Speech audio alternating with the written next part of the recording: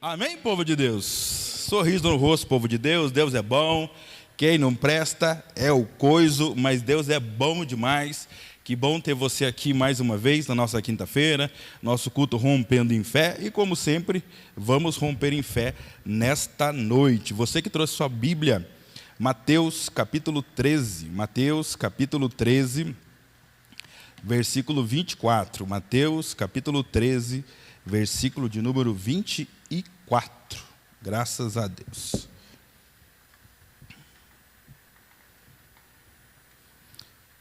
Mateus capítulo 13, a partir do verso 24.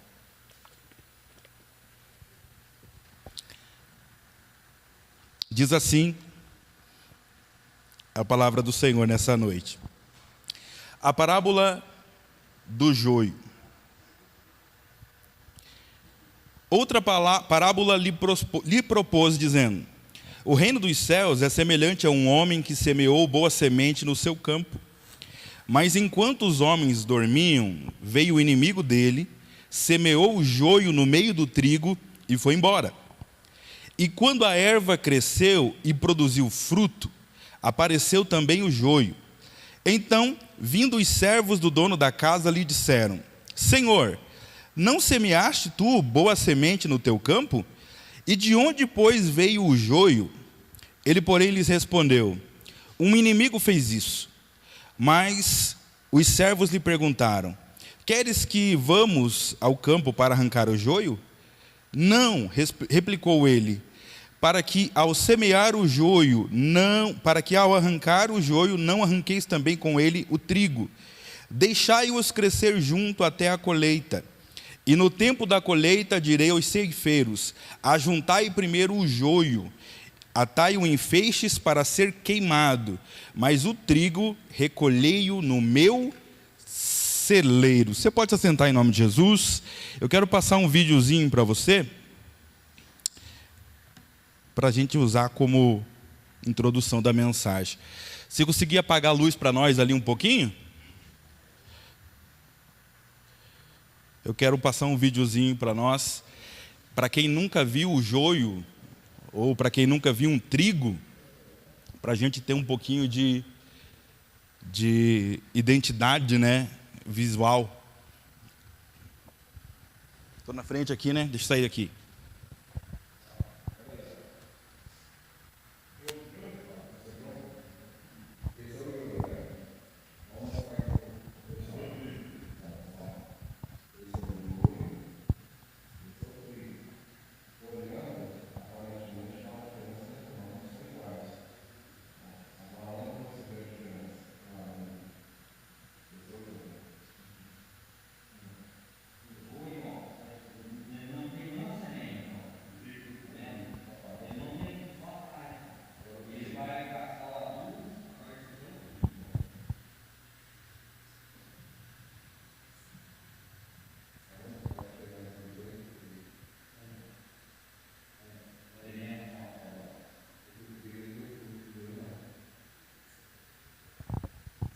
Ok? Amém, gente? O pastor está fazendo a igreja virar cinema. Pode acender para nós as luzes? Graças a Deus. Bom, para quem nunca tinha visto o joio, já tinha lido na Bíblia ou escutado algum tipo de mensagem, provavelmente se você foi ao campo e você viu plantações de trigo, consequentemente você viu o joio, porque o joio ele aparece, brota do nada. O texto que nós lemos diz que o inimigo acaba colocando o joio juntamente com o trigo.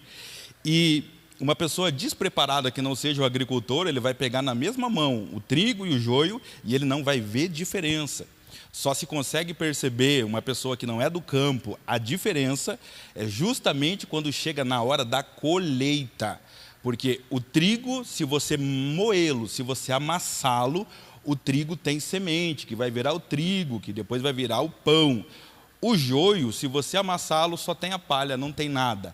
Ele é uma cópia, ele é um engano, e ele está ali apenas para tumultuar, para causar prejuízo, para causar dano. E dentro disso, eu quero partir com vocês dentro desse princípio. E o princípio é: e se Deus te amassar, o que sobra de você? Quando Deus ele dá essa parábola, instruindo para cada um de nós e mostrando o resultado do joio e do trigo, para começo de conversa, os dois crescem no mesmo lugar, os dois deveriam ter a mesma finalidade, os dois têm a mesma aparência, mas é no final de tudo que apenas se descobre quem é de verdade e quem é de mentira. Trigo, na palavra de Deus, é uma referência para o cristão verdadeiro, não para quem é o falso, não para aquele que se esconde, não para aquele que tenta aparecer, falar como crente, se vestir como crente. Não, o trigo é o verdadeiro, porque dá fruto.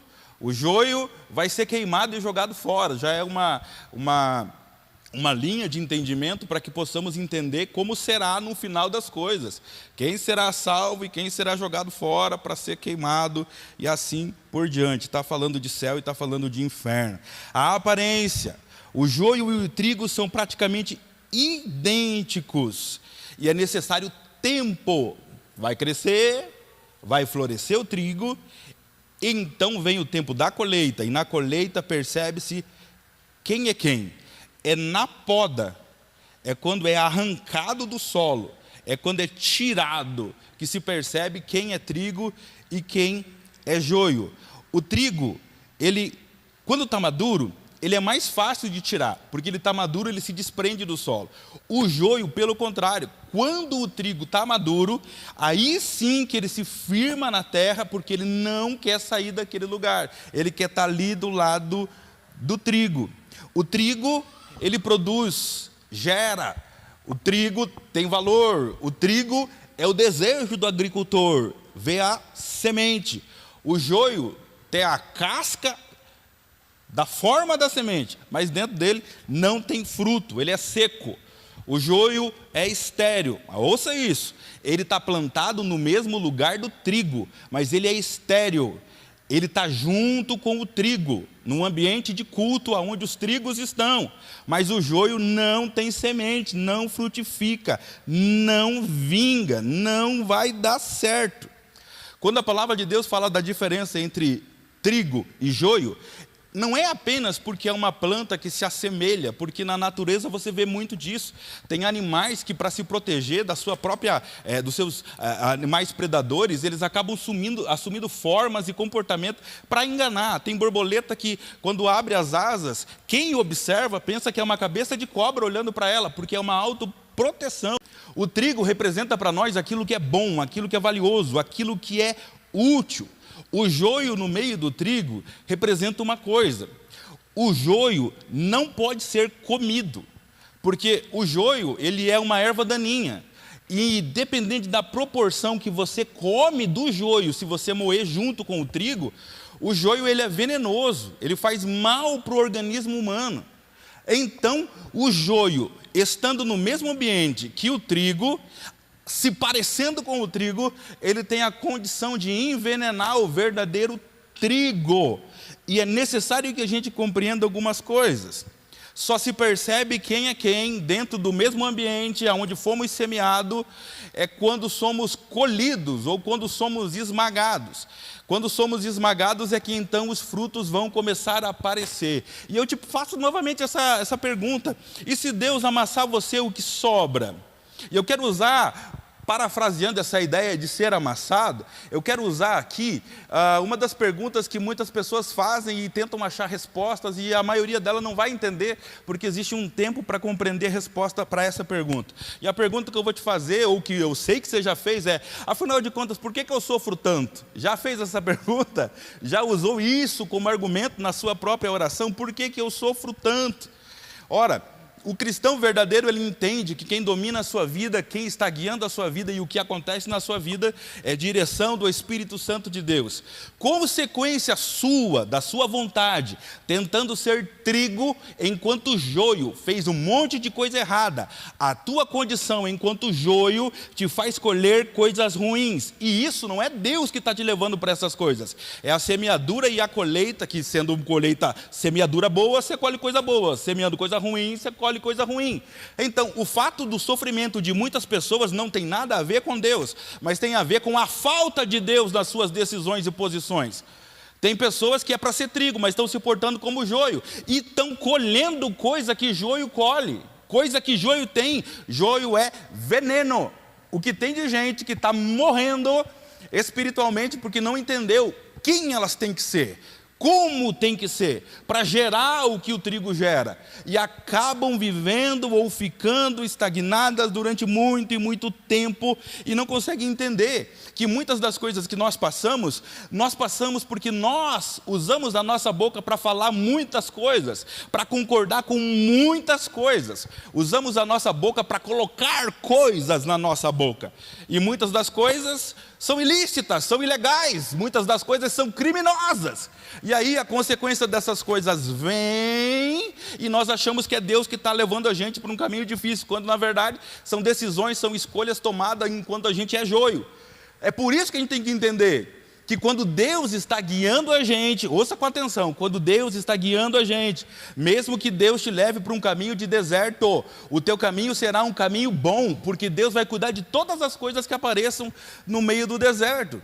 Quem olha para você, de uma certa maneira, acho que você já pensou isso assim, puxa vida, as pessoas olham a minha vida, em alguns momentos da minha vida, as pessoas pensam que a minha vida é fácil, mas as pessoas não sabem das suas provas, não sabem das suas lutas, as pessoas não sabem o quanto você vem sendo amassado, para que a verdadeira semente ela apareça. Me permita não falar da sua, mas falar da minha, um exemplozinho assim simples, que eu tive hoje. Ah, irmão, calorzão que estava hoje, eu de regata, bermuda, meu filho e minha filha junto comigo. Eu falei, filho e filha, vamos ter uma experiência extraordinária hoje? Vamos, o que nós vamos fazer? Vamos passar na vendinha, vamos comprar uma garrafa de Coca-Cola estourando de gelada e vamos tomar no bico. Ninguém fala para a mãe, mas vamos tomar no bico, dentro do carro. Baixa os vidros e vamos tomar. E tomamos a Coca-Cola, irmão. Oh, de arder aqui o pescocinho. Irmão do céu, o que tinha de gente que passou por nós e ficou olhando, como se fosse uma cena grotesca, ofensiva. A gente está matando a nossa sede, ou tentando amenizar o calor com a nossa Coca-Cola geladinha. Teve gente que passou de carro recriminando a gente, assim ó. Como se fosse algo condenável. Deu até uma invejinha, não sei, né? Mas ninguém sabe que meia hora antes eu estava a 5 metros de altura, debaixo de um telhado, 50 graus, remendando uma caixa d'água. Ninguém sabe. Pendurado numa escada e meu filho segurando a escada. Ninguém sabe os amassos que a gente passa. As pessoas tendem a olhar para mim, olhar para você e pré-visualizar o que você está apresentando no momento. Se no momento você se apresenta como quem é um joio, as pessoas vão avaliar que a tua vida é venenosa, mesmo estando na igreja, porque não mostra fruto de uma pessoa que é convertida, não mostra fruto de uma pessoa que se parece com Jesus. Agora, as pessoas tendem a analisar você pelo que você apresenta. Se você estiver muito bem vestido, se você estiver com o seu carro, um belo de um carro, as pessoas vão deduzir, esse aí não tem problema, porque se tiver problema ele resolve com dinheiro. Porque as pessoas não têm ou não conseguem, e se pudessem não fariam, que é entender o seu lado de sofrimento, porque não tem um homem, não tem uma mulher na face da terra que não passe por esse período de angústia, de sofrimento ou de ser amassado pelo próprio Deus. Se é Deus que te leva por um caminho, o Senhor vai te ensinar coisas deste caminho que vão além do resultado da caminhada. A gente quer chegar no final para desfrutar do que tem no final. Só que Deus quer nos ensinar no meio da caminhada coisas extraordinárias e tão simples que muitas vezes na cabeça do joio não entra, porque ele é venenoso. Coisas como essa. Você sabia que crente bate carro também? Você sabia que cristão chora quando dá uma dedada no meio-fio? Você sabia que cristão também perde o emprego? Você sabia que cristão também, tentando fazer o correto, é humilhado no meio da rua? Você sabia que cristão, ele perde pessoas que falecem, pessoas queridas? Ora, o sofrimento está implícito na vida de todo mundo. Agora, na vida do cristão, o Senhor tem um propósito para o sofrimento. Ninguém sofre porque o Senhor marcou essa pessoa para o sofrimento. Se teu caminho é um caminho de jogo, é problema seu, colheita sua, resultado das suas ações. Se Cristo entrou na sua vida, modifique sua forma de pensar, produza sementes para que os teus frutos sejam frutos bons. Então a bênção do Senhor te encontre. Mas Deus, Ele tem o poder e a autoridade de usar o teu sofrimento para te trazer conhecimento e sabedoria. Eu sei que quando a gente está sofrendo, a gente não quer saber de conhecimento e sabedoria. A gente só quer que a dor pare, mas Deus, Ele usa como princípio para nos ensinar o sofrimento, e parece que é uma coisa meio sem lógica, porque a gente não quer sofrer, mas faz parte da vida o sofrimento. Como é que você nasce? Que bebê foi você que nasceu sorrindo? Mostra para mim um que nasceu sorrindo. Nós já entramos nesse mundo chorando, e o bebê nasce chorando porque é um ambiente hostil, estranho, porque ele estava no ventre da sua mãe, é um ambiente iluminado agora onde ele está, é um ambiente onde ele já começa não reconhecendo nada, a luz nos seus olhos, ele abre o berreiro. E como é que acontece no falecimento de uma pessoa? Seja bom, seja mal, seja ruim, traz para nós uma reflexão de que a vida tem um fim, e que o que destina a nossa alma para algum lugar é o fato de que se você está sendo joio ou se você está sendo trigo. É isso que no final das contas importa, e não é o sofrimento por si só.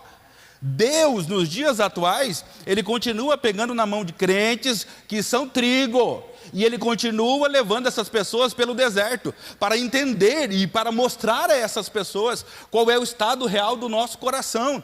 Como é que Deus vai fazer para abater um coração soberbo, levar para o deserto e ensinar essa pessoa que vai perder muitas coisas na vida para baixar a crina? Ah, mas Deus não tira, Deus não faz essas coisas. Que Deus é o Deus que você conhece.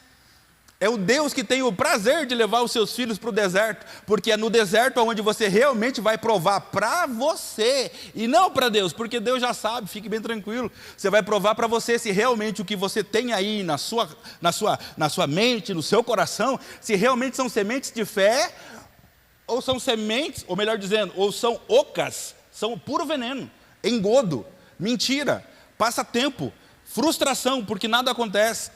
Deus, Ele pega na nossa mão e nos leva para o deserto, para que possamos experimentar o quão forte é a nossa fé. Mateus capítulo 4, o Espírito Santo, leia lá, o Espírito Santo conduz Jesus para o deserto, vírgula, para ser tentado por Satanás. E é extraordinário as coisas que acontecem ali durante 40 dias. Durante 40 dias, Jesus, Ele tinha fome. E uma das tentações que o diabo mandou foi: transforma essas pedras em pães porque você tem fome. A segunda que ele lança foi: já pensou em não fazer a vontade de Deus? Já pensou em você não morrer na cruz? Nós estamos aqui em cima desse telhado, na parte mais alta do templo. Você já pensou se você se jogar, Jesus? Porque está escrito que os anjos vão te segurar. Se você se jogar, você vai ser segurado pelos anjos. E Jesus rebate ele dizendo: sim, está escrito que o Senhor teu Deus dará ordem aos anjos dos céus que te sustentarão, sim. Mas está escrito também que eu não devo tentar a Deus, porque se eu estou tentando a Deus, ou seja, eu escolho colocar a minha vida em risco, uau, eu estou tentando Deus para ver se Deus me livra. E se Deus, segundo a sua palavra, não tenta ninguém, e se Deus, quando você se jogar, não te salvar? Porque Deus não tenta ninguém, e por ninguém Deus é tentado. E Jesus diz: não vou me jogar, não vou fazer isso. A outra provação que o demônio traz para Jesus é: Jesus, está vendo as riquezas da terra, os templos, os reinos? Se você me adorar, eu te dou todos os reinos da terra, todas as riquezas, o que tem de belo, o que tem de extraordinário. E Jesus: não quero saber de nada disso, não. Se você analisar o deserto de Jesus, olha o que o diabo ofereceu para Satanás. Ofereceu para ele o que todo homem precisa: comida. E aí por diante: comer, beber e se vestir, dinheiro, condição de se manter. O joio, Ele vai adulterar os seus princípios para ter dinheiro. É errado, mas se dá dinheiro, eu vou fazer. Aprendi a vida inteira que é errado, mas se der dinheiro eu vou fazer, pois afinal de contas eu preciso comer. É aquela velha história que você escuta por aí: a pessoa não tem condição, ela rouba porque ela é pobre. Irmão, não seja mente de joio não, seja mente de trigo. Saia por aí a pé ou de carro e veja a quantidade de gente que está vendendo bala no sinal. Esses camaradas escolhem vender bala do que fazer outras coisas ilegais. Quantas pessoas que estão inseridas no meio ruim, só tem coisa venenosa, gente que maquina o mal, e paga-se bem para maquinar o mal. Vai lá, fica de pé ali, vende ali meia dúzia de pedrinha por dia, no final da semana dá uma grana nesse troço. Quantas pessoas que se corrompem, e quando o BOzinho cai no nome, no CPF da pessoa, a pessoa fala: poxa, Deus só me traz sofrimento, achei que ia trazer alívio. Afinal de contas, é ilícito, é errado, eu sei, mas está trazendo comida para a minha família. Jesus vira para Satanás e diz: nem só de pão viverá o homem, mas sim de toda a palavra que sai da boca de Deus. Ou seja, se eu quero ter frutos na minha vida e ser como um trigo, eu tenho que entender que o mundo vai tentar me corromper para que eu pareça que eu sou joio. As pessoas vão te oferecer dinheiro, as pessoas vão tentar te corromper. Não é as pessoas porque as pessoas são más, é porque o sistema predominante no mundo, ele é maligno. Então você vai ser tentado, você vai sentir a cobiça chegando perto de você pela facilidade das coisas. Mas se eu só sonegar isso aqui, vai me dar uma grana dessa. Se eu só maquiar isso aqui, olha o benefício que eu vou ter. Tudo que você faz debaixo de uma tentação não traz benefício, vai trazer morte para a sua alma. Tudo que é ilícito, tudo que é ilegal, tudo que o céu não se alegra, vai trazer uma dor de cabeça para você. E não vai ficar na conta do céu, vai ficar nas tuas costas. Por isso não põe a mão. O que roubava não roube mais. Na rua, não olhe para a mulher desejando a mulher, porque o Senhor diz para nós que na sua mente você já está adulterando, porque você não controla a sua própria mente. Por quê? Mente vazia, é o joio que é vazio. O trigo, ele está cheio de coisa na cabeça dele. Ele pensa naquilo que é útil, naquilo que é digno, naquilo que é bênção, naquilo que é próspero, naquilo que honra os outros, e eu não vou fazer com os outros aquilo que eu não gostaria que fizesse comigo, e nem com a minha esposa. O posicionamento do trigo é diferente, mesmo estando em tempo de deserto, sendo provado pelo inimigo, sendo tentado pelo inimigo, sendo exprimido e amassado, para que o que realmente tem dentro de nós brote para fora.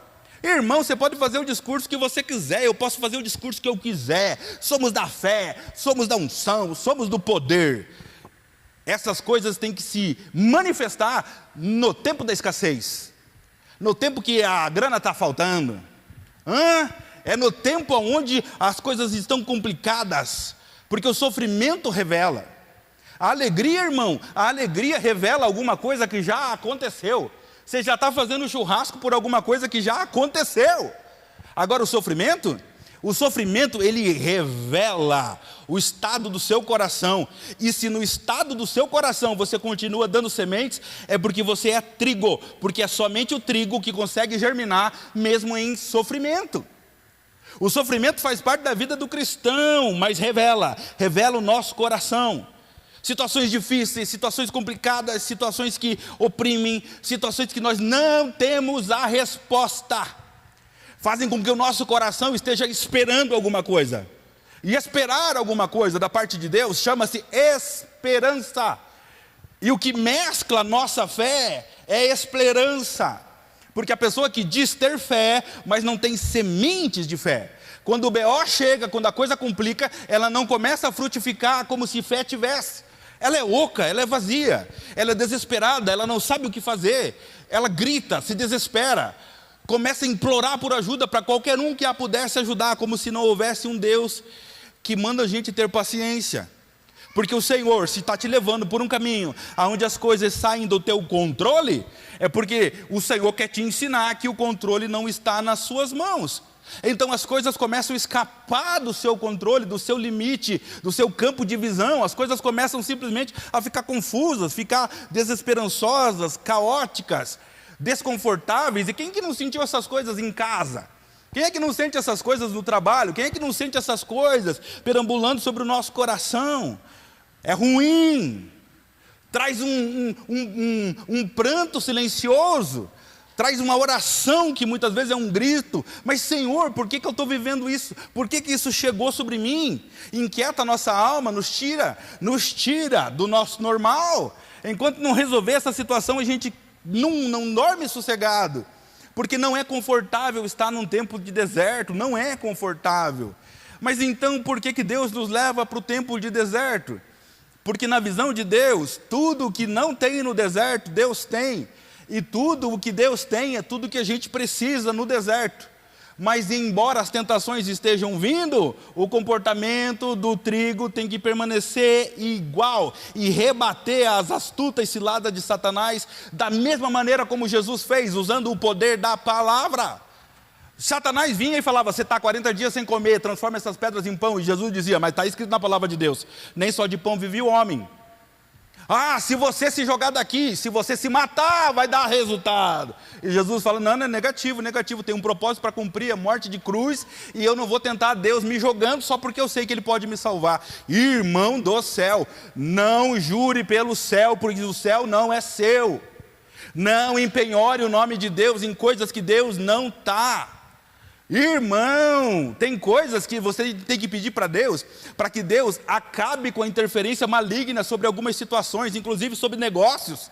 O que tem de gente que usa o nome de Deus para abençoar negócios que são ruins, que lesam pessoas. Irmão, pastor, eu conheço gente que liga o celularzinho aqui e fala assim: agora eu vou entrar nas bet, o meu time vai ganhar, vou apostar aqui 100, não, vou orar primeiro e vou apostar 500, em nome de Jesus eu vou ganhar. Irmão, a casa sempre ganha, você vai perder de um jeito ou de outro, é joio, você ganha hoje, amanhã você perde.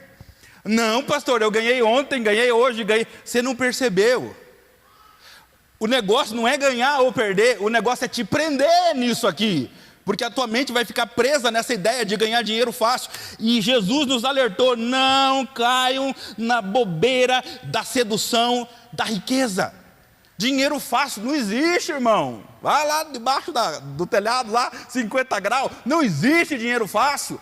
Todo mundo que se envolve com dinheiro fácil é joio. No final vai ser podado e lançado fora. Aí eu te pergunto: se Deus amassar você, para saber o que tem dentro, o que sobra de você? O que sobra de mim? O que sobra de nós? Quando Deus leva um cristão para ser amassado ou provado no deserto, Deus espera que as sementes que brotem são mais fé, mais oração, mais busca, mais respeito a quem Ele é, mais honra, mais entrega, mais fervor. Ora, você nunca se encontrou num momento desesperador da sua vida, aonde você foi e você fez aquela oração profunda com Deus? Pois é, ainda que seja a dor que te ligue ao coração de Deus, que isso traga para você o entendimento que nem na tua dor o Senhor te esqueceu. O problema da gente é que a gente quer buscar o Senhor, só que a gente não quer passar por prova, não quer passar por deserto. A gente quer que Deus mude o nosso coração daquele jeito simples e tão bonito e tão sonoro que a internet faz parecer. Oh, meu lindo, minha linda, tudo que você vê, tudo que você tocar, tudo que você abraçar, Deus vai te dar. Mostra para mim onde é que está na Bíblia. Mas daí você vai ver o vídeo do cidadão, tem 2 milhões de pessoas que estão escutando esse negócio por aí. Experimenta falar que Jesus vai pegar você e vai levar você para o meio do deserto para mostrar o teu coração para você mesmo. Mas Jesus faz isso? Faz. Pega o Êxodo, livro de Êxodo.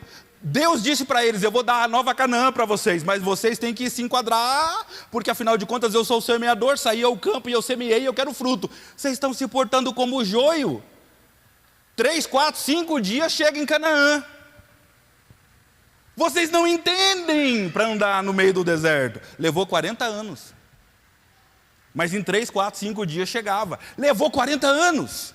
Irmão, naquela época, 40 anos, seria mais ou menos assim. A primeira geração beirou seus 30, muitos ficaram pelo deserto. Chegando ali os seus 50, 60, virou a segunda geração. Teve gente, irmão, que nem geração mais teve depois dela. Por quê? Porque era joio. Agora, o que aconteceu no deserto da parte de Deus? Irmão, quando eles queriam beber água, a água saía da rocha. Comentamos aqui um dia desse. Não tinha nenhum riacho passando perto daquela rocha. Mas segundo a palavra de Deus, a necessidade no deserto não é falta para Deus. Deus fez 3 milhões de pessoas tomarem água. Os bonitos eram tudo escravo. Não sabiam o que é comer carne há muito tempo. Começaram a olhar para o céu e dizer, mente de joio. Não tem carne. Era melhor a gente estar escravizado ainda. Ó, mente de escravo. Era melhor a gente estar preso. Era melhor a gente servir a Faraó, comer cebola. E começaram a reclamar do deserto. Aí Deus ouve do céu com misericórdia. E com misericórdia Deus traz carne para eles. Se você ler o Êxodo, do período do deserto, você vai entender. O melhor lugar para se viver milagre é no deserto. Não é um lugar bom de estar, mas é ali que Deus mostra a grandeza. Porque no deserto falta tudo, inclusive amigo. Inclusive pai e mãe, falta tudo.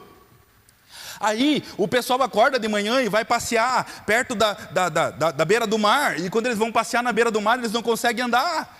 Porque ao invés de ter areia, está cheio de codorna.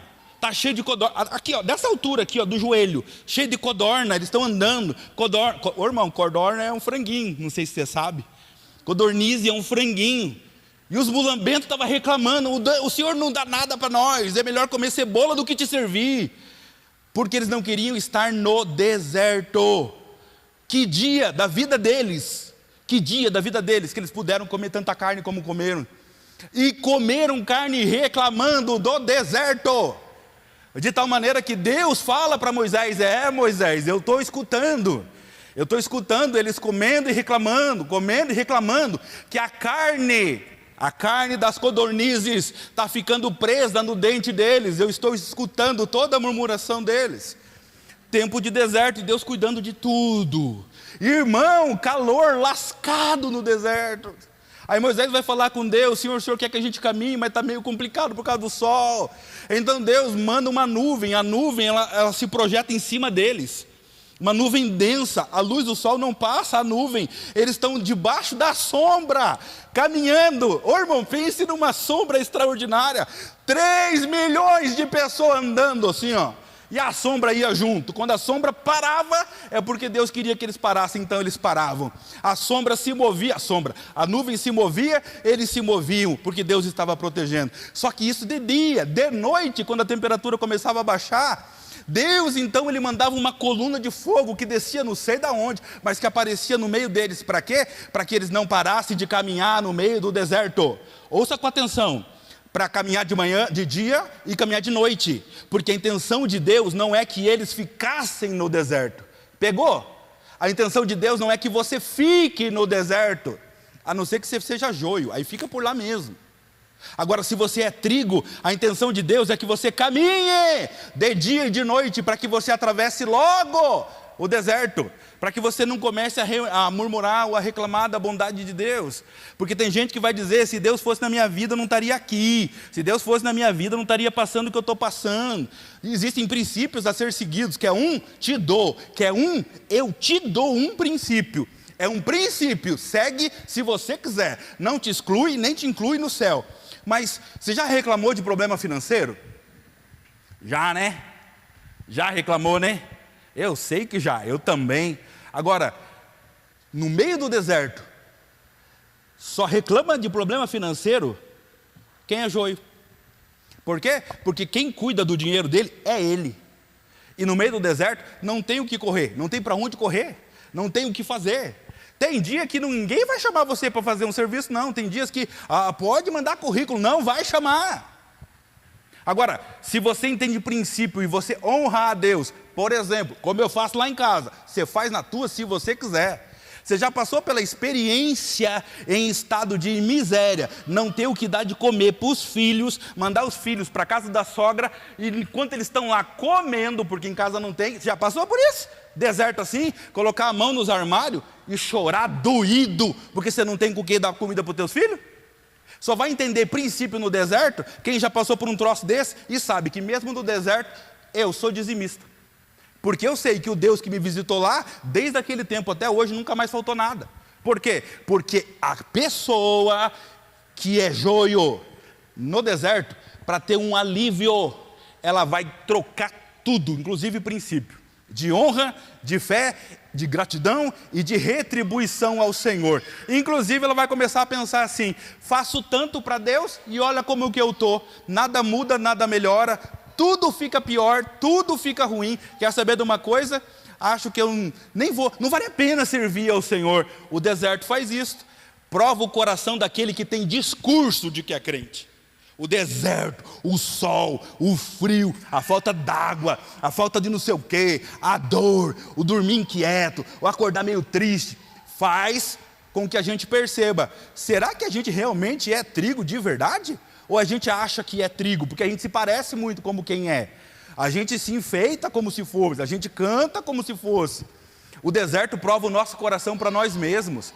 O deserto prova para nós se nós somos arrogantes, se nós somos altivos, se nós somos grossos. O deserto vai provar isso. É no deserto que o mais grosso que você vai se levantar e vai subjugar você.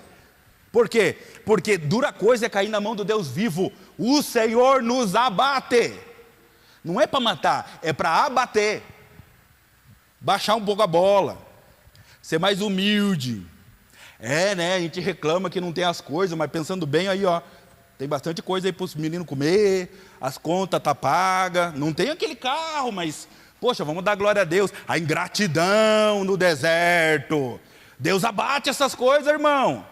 Sabe por quê? O apóstolo Paulo, ele diz isso: eu aprendi. E quando ele fala eu aprendi, é como se ele estivesse dizendo assim: eu já passei por esses desertos, eu aprendi a ter tanto em fartura como a ter em escassez. Ele está dizendo: eu aprendi a andar no deserto da escassez, e eu aprendi que Deus, ele prospera, faz ter em abundância, faz sobrar. Por quê? Eu preciso entender que o deserto não é para ficar lá, o deserto é para atravessar o mais rápido que possível. Mas lições têm que ser ensinadas e aprendidas no deserto. Você passa por provas e como que você sai dela? Crescendo ou diminuindo?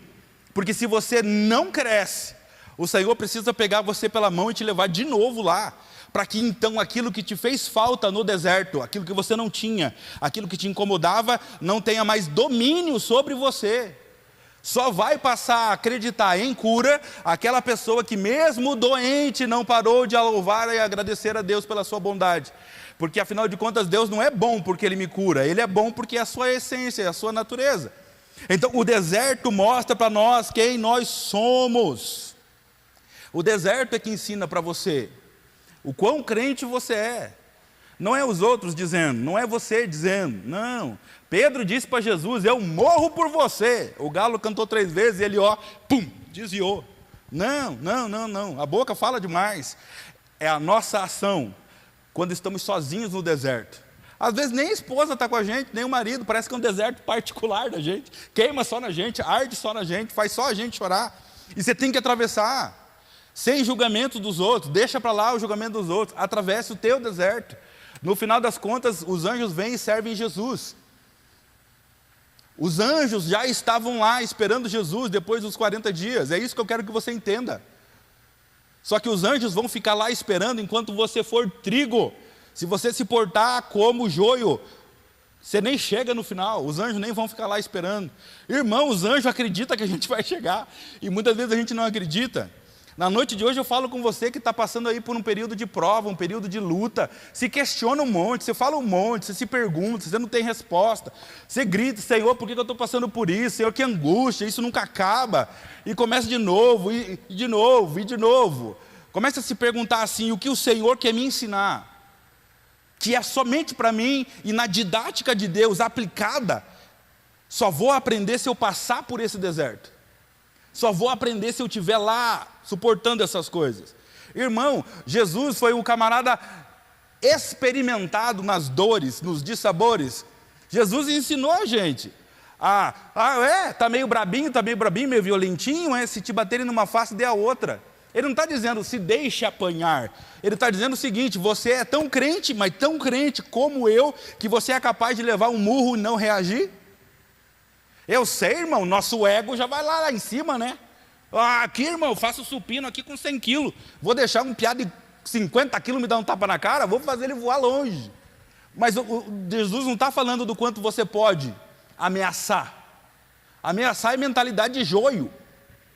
Ameaçar significa você está prometendo fazer o mal para depois. Sabe quem usa essa tática de ameaça? Sequestrador. Isso é coisa do diabo, porque está planejando para fazer o mal depois.